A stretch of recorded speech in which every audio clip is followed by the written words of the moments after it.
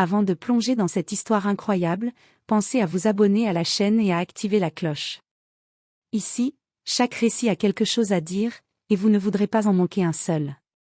La chaleur de la jungle congolaise pesait lourd sur les épaules de Samantha Carter, une jeune photographe américaine venue capturer la beauté sauvage de la nature africaine.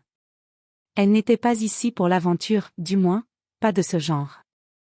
Ses pas prudents écrasaient les feuilles humides tandis qu'elle suivait discrètement un groupe de gorilles de montagne, caméra à la main, émerveillés par leur majesté. Mais ce qui devait être une simple expédition touristique allait virer au cauchemar. Un bruit sourd fit trembler les buissons derrière elle. Avant qu'elle n'ait le temps de se retourner, une énorme silhouette surgit de la végétation. Le sol vibra sous le poids de la bête, un mâle dominant, massif, au regard perçant. Ses grognements résonnaient dans la vallée comme un avertissement. Les guides hurlaient à Samantha de fuir, mais elle resta figée, paralysée par la peur et la fascination. En une seconde, le gorille la saisit par le bras et l'entraîna dans la jungle, à une vitesse hallucinante. Les cris des guides s'éteignirent dans la distance. Le monde de Samantha se réduisit à la respiration puissante de l'animal et au battement de son propre cœur. Ils arrivèrent dans une clairière isolée, un repère naturel caché par la végétation dense. Le gorille la déposa au sol, sans la blesser, puis s'éloigna lentement, observant chacun de ses gestes. Son regard n'exprimait pas la rage qu'elle craignait, mais quelque chose d'autre. Une sorte de détresse, presque humaine. C'est à ce moment-là que Samantha comprit, il n'essayait pas de lui faire du mal. Il voulait lui montrer quelque chose. Et ce qu'elle allait découvrir ce jour-là, au fond de cette jungle oubliée, allait changer pour toujours la façon dont le monde voyait les gorilles, et les humains. Samantha resta immobile, haletante, tandis que le gorille la fixait à travers les lianes épaisses. La peur faisait trembler ses mains, mais une étrange curiosité commençait à prendre le dessus. Cet animal, gigantesque et puissant, aurait pu la tuer en un instant. Pourtant, il ne l'avait pas fait. Il s'était simplement assis face à elle, comme pour attendre quelque chose. La lumière du soleil filtrait à travers les arbres, dessinant des reflets dorés sur la fourrure noire du géant. Samantha osa sortir lentement sa caméra. Le gorille grogna doucement, mais ne bougea pas. Alors, d'une voix tremblante, elle murmura.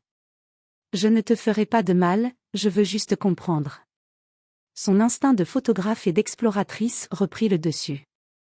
Elle observa le repère, des branches tressées, un sol tapissé de feuilles, et à l'intérieur, des traces humaines. Une bouteille d'eau, un sac à dos, et même un foulard déchiré. Samantha sentit une vague glacée lui traverser le corps. Quelqu'un d'autre avait été ici. Récemment. Le gorille se leva alors, lentement, et fit signe de la tête, comme s'il voulait qu'elle le suive.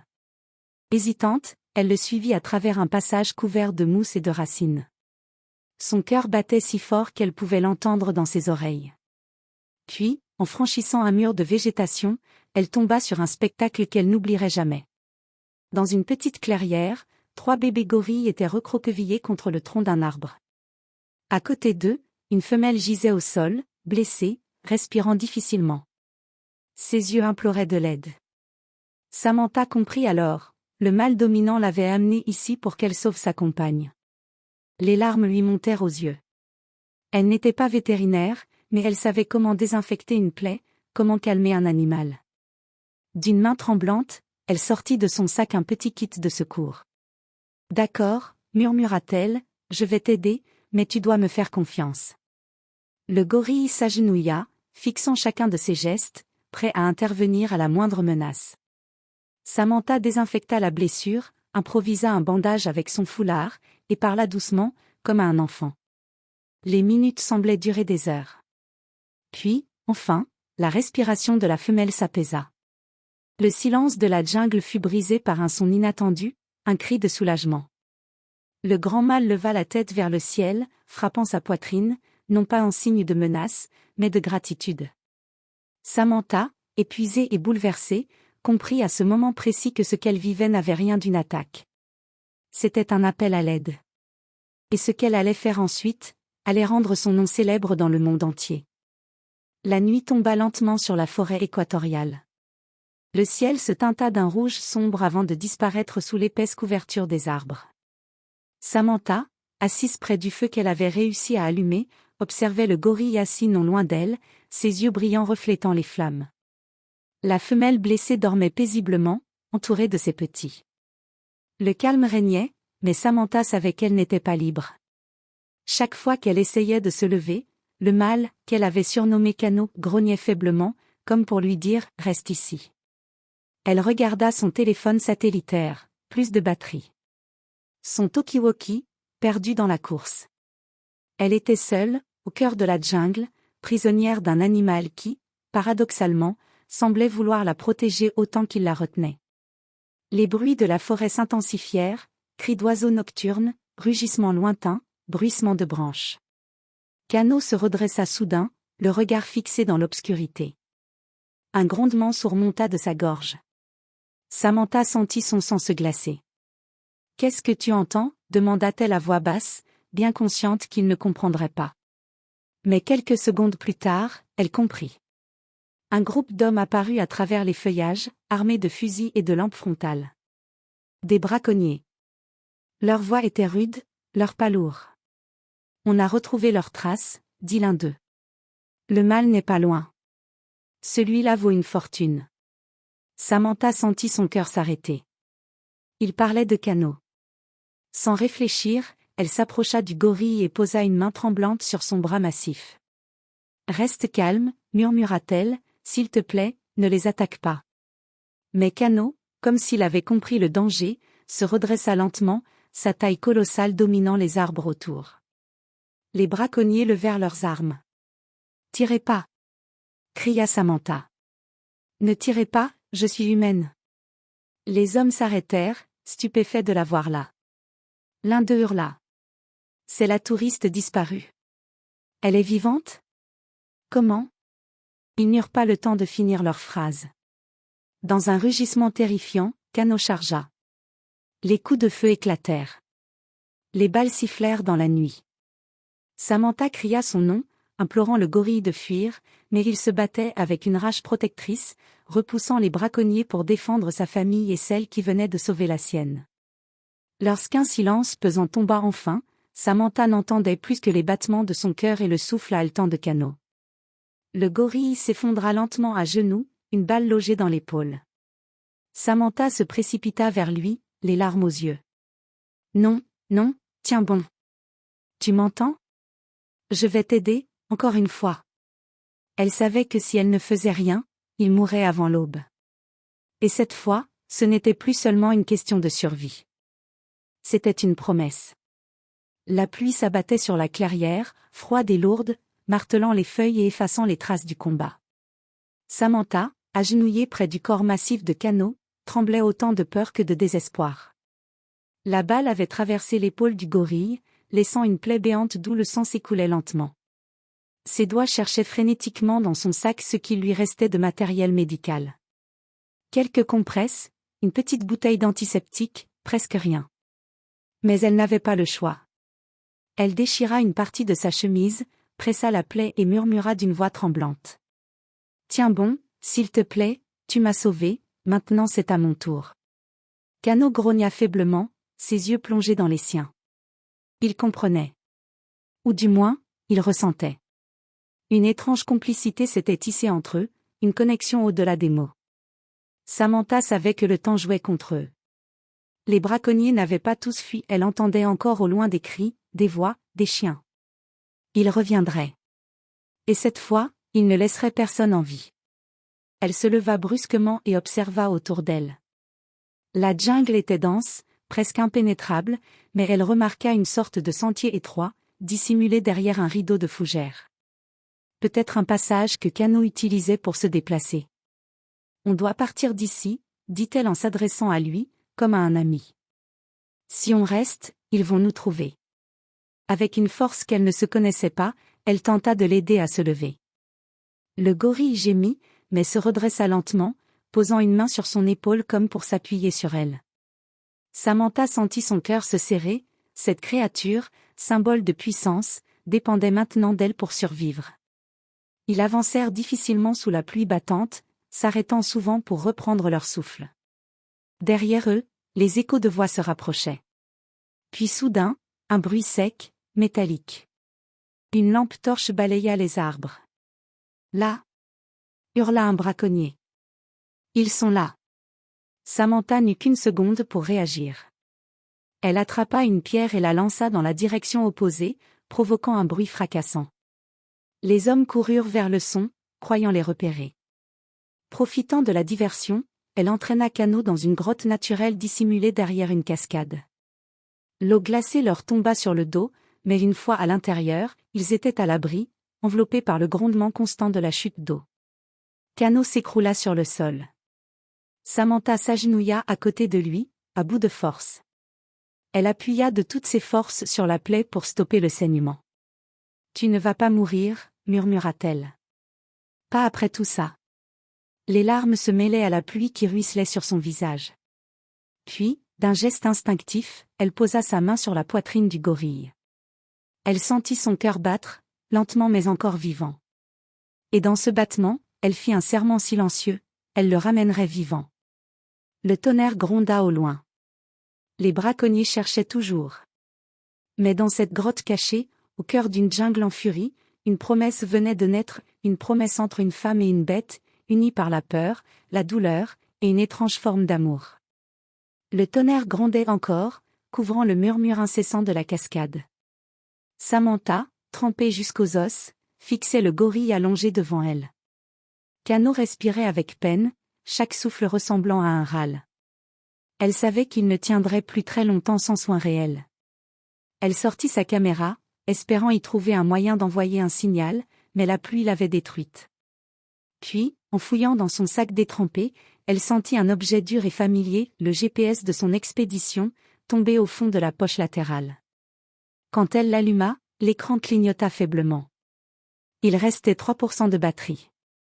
Elle tapa rapidement un message de détresse. Samantha Carter, blessée, avec gorille mal touché. Braconniers armés. Besoin d'aide immédiate. Coordonnées jointes. Elle appuya sur envoyer, et la lumière de l'appareil s'éteignit aussitôt. Le signal passerait-il? Elle n'en savait rien. Mais c'était leur seule chance. Cano remua faiblement, essayant de se redresser. Samantha posa doucement sa main sur son torse. Non, reste tranquille. On va s'en sortir, tous les deux.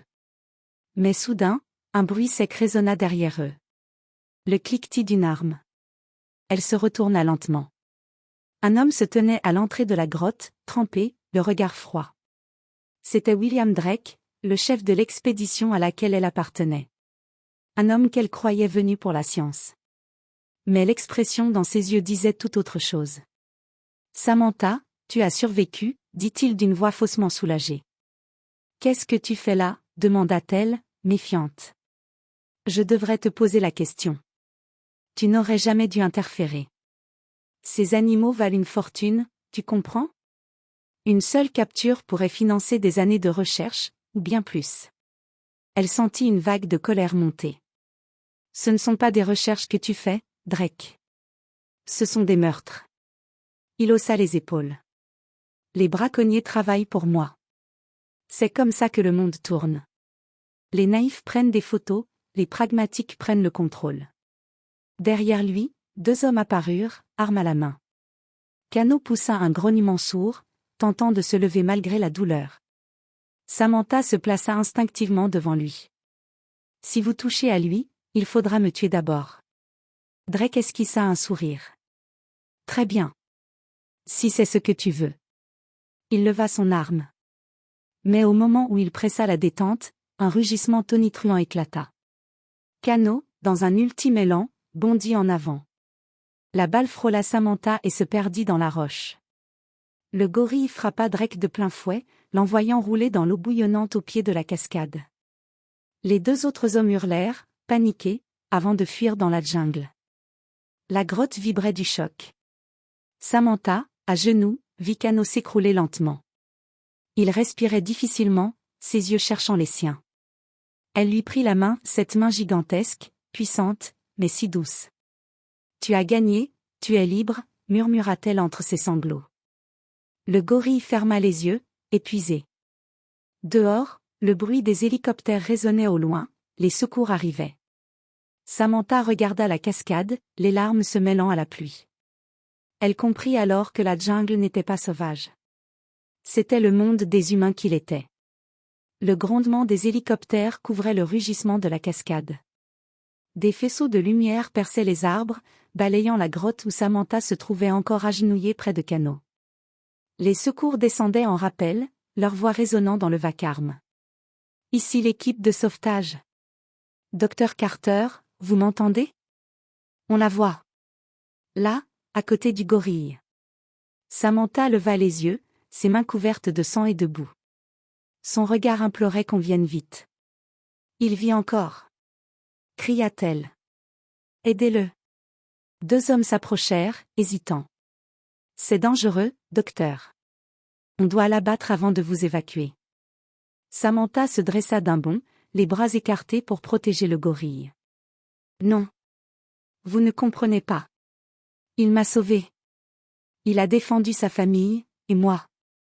Son cri résonna dans la grotte comme un écho de rage et de détresse. L'un des soldats hésita, fixant la scène.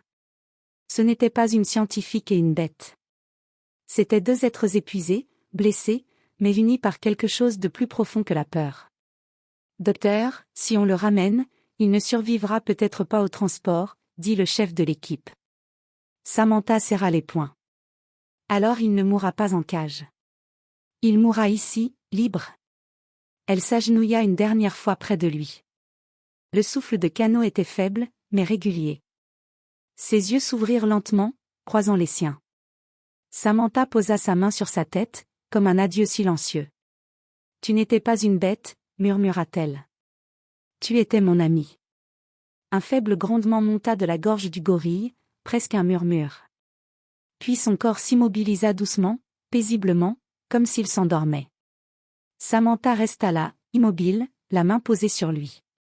Les hélicoptères continuaient de tourner au-dessus d'elle, mais le monde semblait s'être arrêté. Quelques jours plus tard, les médias du monde entier parlaient de « la photographe sauvée par un gorille ». Les images retrouvées sur sa caméra racontaient l'histoire mieux que n'importe quel mot, la peur, la confiance, puis la tendresse entre deux êtres que tout opposait. Samantha, de retour aux États-Unis, refusa toute interview. Elle publia seulement un message. La jungle n'a pas besoin d'être domptée. Elle a juste besoin d'être respectée. Puis elle retourna en Afrique, seule, pour planter un arbre sur la tombe de Cano, au pied de la cascade. Le vent soufflait doucement dans les feuillages. Et pendant un instant, elle crut entendre, portée par le tonnerre lointain, le battement de poings familier de son ami disparu. Un dernier salut. Un dernier remerciement.